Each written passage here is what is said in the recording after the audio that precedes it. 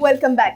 On se retrouve aujourd'hui pour une nouvelle vidéo de Qui est le bad guy, où vous et moi, on juge des situations que des gens ont vécues et on décide s'ils ont été le bad guy de la situation ou pas. La première situation qu'on va juger aujourd'hui, c'est celle de Sacha, qui nous demande si elle est la bad guy pour avoir traité sa collègue de travail de grosse. En voyant juste le titre un petit peu de cette situation, on se dit tout de suite que évidemment qu'elle est la bad guy, mais attendez un petit peu, on va connaître les détails et vous allez peut-être changer votre avis. Très rapidement, avant d'entrer dans le vif du sujet, si vous aimez ce type de vidéo mais que vous ne vous êtes pas abonné, n'hésitez pas à le faire en cliquant juste en dessous de la vidéo et en activant la cloche de notification pour être averti de toute nouvelle vidéo. Sacha commence par nous dire qu'elle est assez grande, elle fait 5 pieds 9 et pèse 115 livres. Donc sa collègue de travail lui fait toujours des remarques sur son poids, elle l'appelle toujours la maigre ou la mince dans son environnement de bureau à chaque fois qu'elle passe à côté d'elle. Même quand elle parle avec d'autres collègues de travail, cette fille-là se réfère toujours à elle en l'appelant le cure-dent, en disant des choses comme tu devrais aller manger plus, tu devrais mettre un peu de viande sur tes os. Des choses vraiment désagréables et très inappropriées, je trouve, pour un environnement de travail. Ça fait seulement 8 jours que Sacha a commencé cet emploi-là. Elle veut pas trop faire de problème, mais au bout d'un moment, ça a commencé à peser lourd sur elle. Donc elle a parlé directement avec cette fille et lui a demandé, s'il te plaît, arrête de faire des remarques comme ça me met vraiment mal à l'aise. Je préférerais que tu parles plus de mon poids, de mon corps ou de mon apparence physique. Je trouve qu'elle est très gentille et vachement compréhensive quand même, parce que si quelqu'un me parlait comme ça sur mon lieu de travail en plus, je le prendrais très très mal. Mais bon, Sacha lui a demandé gentiment d'arrêter et vous pensez que comme toute personne normale, cette fille-là aurait compris le message et aurait donc arrêté son comportement ou se serait également excusée d'avoir mis mal à l'aise cette nouvelle fille qui vient de commencer ce boulot. Mais pas du tout en fait. Au lieu de s'excuser comme quelqu'un de normal, elle lui a carrément dit « C'est ma bouche et je dis ce que je veux ». Ok. Donc Sacha, elle a pensé un peu comme j'aurais pensé et s'est dit, eh ben, si elle peut dire ce qu'elle veut, moi aussi je peux dire ce que je veux. Donc le lendemain matin, quand cette fille-là l'a accueillie, comme tous les matins en lui disant bon matin la maigre, Sacha lui a répondu bon matin la grosse. Et là, cette fille a eu le culot de s'énerver et même de se mettre à pleurer parce qu'elle a été blessée dans ses sentiments. Et tout le monde s'est retourné contre Sacha au travail et lui a dit qu'elle n'avait pas à l'insulter de cette façon-là. Quand elle leur a expliqué que c'est parce que cette fille-là n'arrêtait pas de l'appeler la maigre, même si elle lui a demandé d'arrêter de le faire, les gens lui ont dit que c'est pas la même chose parce que être traité de maigre ou de mince, c'est un compliment et traiter quelqu'un de grosse, c'est une insulte. Sacha a dit à ses collègues que tant que cette fille-là continue de la traiter de maigre, elle va continuer de l'appeler la grosse, comme ça tout le monde sera à égalité et peu importe ce qu'ils en pensent. Et je suis bien d'accord avec elle. Personnellement, je pense que le comportement de sa collègue était vraiment inapproprié sur un lieu de travail. Bon, c'est inapproprié tout court, que ce soit sur un lieu de travail ou pas, mais encore plus, sur un lieu de travail, on se comporte pas comme ça avec des gens en plus qu'on connaît pas. On connaît pas leur sensibilité, on sait pas s'ils vont être touchés, si on parle comme ça de leur apparence physique. Qui sait, Sacha, elle avait peut-être un complexe par rapport à sa minceur, on sait pas. Et c'est simplement pas correct en fait de commencer à appeler quelqu'un la maigre ou la mince en la voyant passer devant nous et en se référant à elle comme à un sac d'os ou un cure-dent. C'est très insultant et je comprends pas que personne d'autre ait trouvé ça insultant en fait. Oui, c'est également insultant de l'avoir traitée de grosse.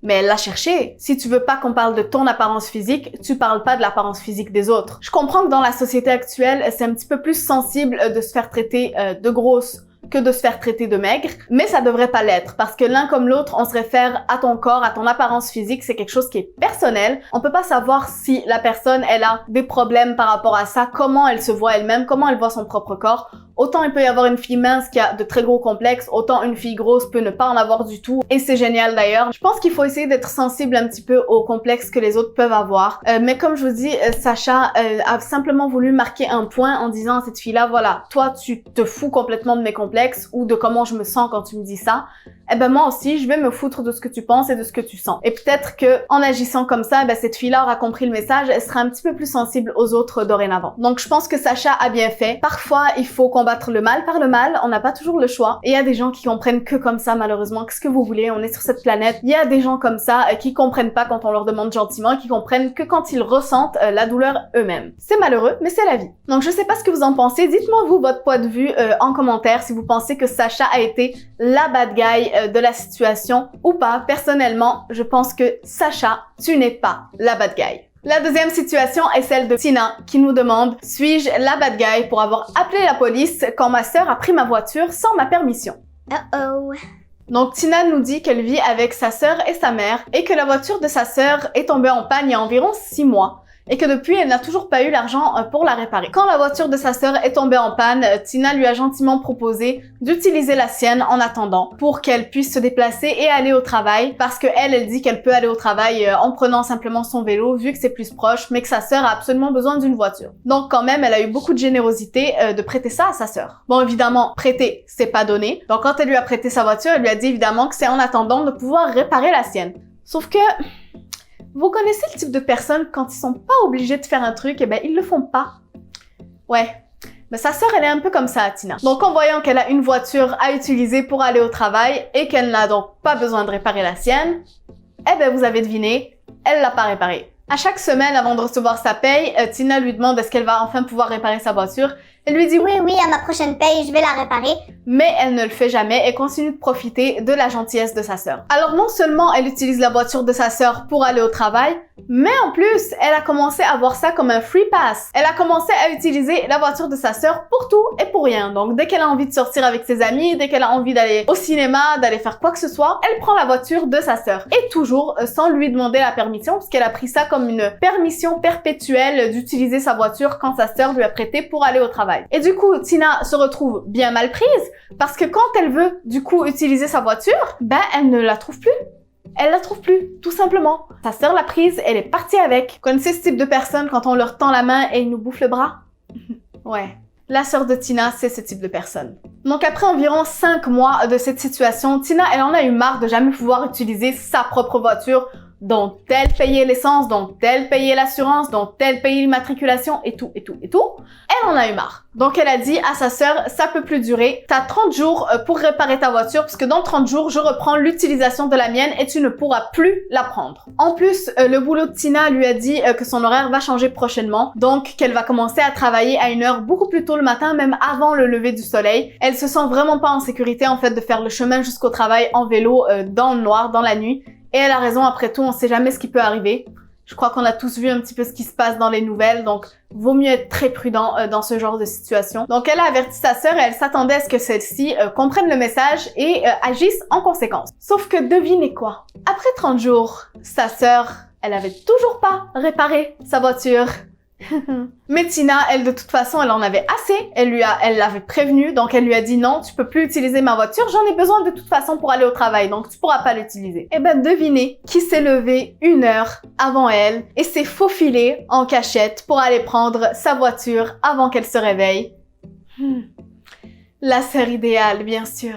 Donc quand Tina s'est réveillée pour aller au boulot, eh ben elle a eu la mauvaise surprise de voir que sa voiture n'était plus là. Elle a été évidemment furieuse et là, elle en a eu plus que marre de sa sœur. Elle a décidé qu'elle allait pas laisser passer ça parce qu'après tout, c'est quand même un vol, quoi. Elle lui a dit, ne prends pas ma voiture, j'en ai besoin pour aller au travail. Donc non seulement c'est très inconsidéré puisque tu mets ta sœur dans la merde en faisant ça en fait. Je comprends pas ce type de personne qui pense qu'à sa gueule et qui pense pas du tout aux autres et encore moins qui pense pas aux membres de sa famille en fait. C'est un truc de fou. Mais bon, apparemment ça existe. Du coup, Tina, elle a appelé la police. Elle a reporté sa voiture comme volée. Environ 30 minutes plus tard, la police a arrêté sa sœur et l'ont ramenée à la maison. Tina n'a pas voulu porter plainte contre sa sœur.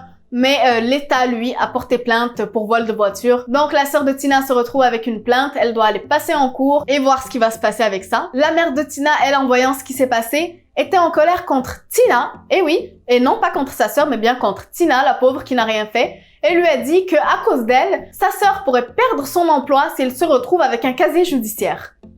Je pense qu'on peut voir d'où vient le mauvais comportement de la sœur de Tina. Après tout, si sa mère ne l'a jamais punie ou ne lui a jamais donné la moindre conséquence pour ce qu'elle faisait, que dire de plus? Donc Tina, elle est évidemment très touchée par les événements. Elle comprend pas que sa mère défende sa sœur après ce qu'elle fait, alors qu'elle-même a été tellement gentille et tellement généreuse de laisser sa voiture à sa sœur pendant 6 mois. Et elle nous demande si elle est la bad guy. Personnellement, je pense que Tina a très bien fait d'appeler la police pour récupérer sa voiture. Je pense que sa sœur l'a bien cherché, parce que quand même, quand quelqu'un est tellement généreux avec toi et te prête sa voiture pendant 6 mois, et que t'as le culot de profiter de lui déjà comme tu l'as fait, mais en plus, tu le fous dans la merde à sa première journée de boulot où il doit commencer très tôt, c'est que vraiment t'en as rien à faire en fait des sentiments des gens. Et je pense que quelqu'un comme ça, il mérite ce qui lui arrive. Peut-être que vous me trouvez trop dur, mais moi personnellement, je pense que quand on fait des mauvaises actions, on mérite des mauvaises conséquences. Dites-moi ce que vous en pensez, vous, en commentaire. Mais moi, mon jugement, c'est que Tina, tu n'es pas la bad guy. Si vous avez aimé la vidéo, likez-la, partagez-la et abonnez-vous en cliquant sur la petite cloche des notifications pour être averti de chaque nouvelle vidéo. Je poste 2 fois par semaine et comme ça, vous ferez partie de ma YouTube Family.